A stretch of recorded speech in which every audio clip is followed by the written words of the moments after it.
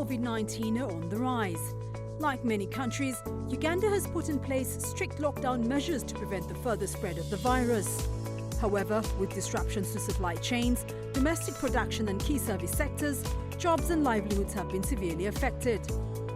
In response to the UN Secretary-General's call to support the world's most vulnerable nations fighting the pandemic, the United Nations in Uganda, under the coordination leadership of the UN Resident Coordinator's Office, with technical leadership from the United Nations Development Programme, created a rapid impact assessment report entitled Leaving No One Behind, the Socioeconomic Impact of COVID-19 in Uganda. With contributions from 14 UN agencies, the report quantifies actual and potential losses for Uganda in areas like manufacturing, agriculture, the private sector, service delivery, human development and poverty.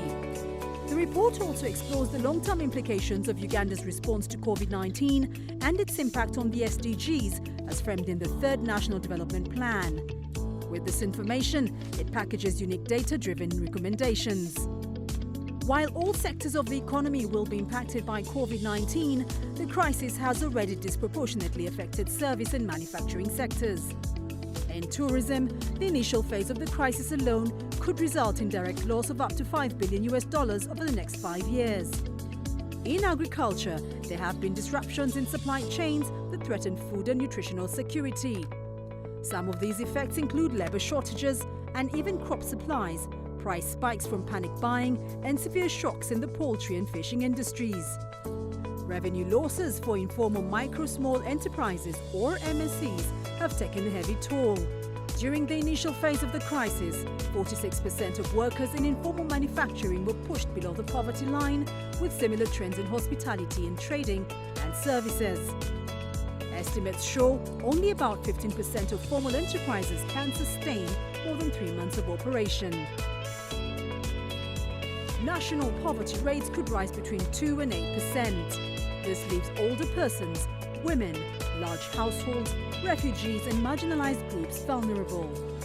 And while SDGs are impacted across the board, potential impacts are likely to be more severe for SDG 1, 2, 3, 5 and 8. While the duration of the crisis in Uganda remains to be seen, one thing is clear: ensuring that no one is left behind in the response, recovery from COVID-19 requires measured and tactical steps.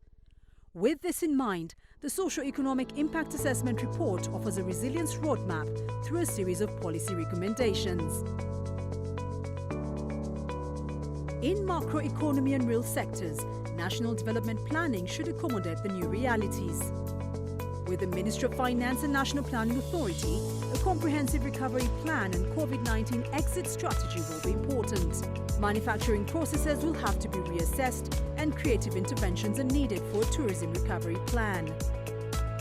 In the formal and informal private sector, a recovery package is needed to support businesses' essential needs.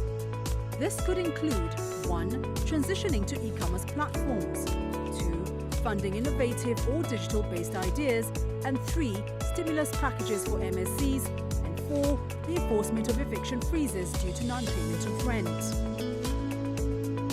In agriculture, Uganda must strengthen its production, storage and conservation capacities by 1. Scaling up food and livestock provisions, 2. Supporting home-based food production, 3.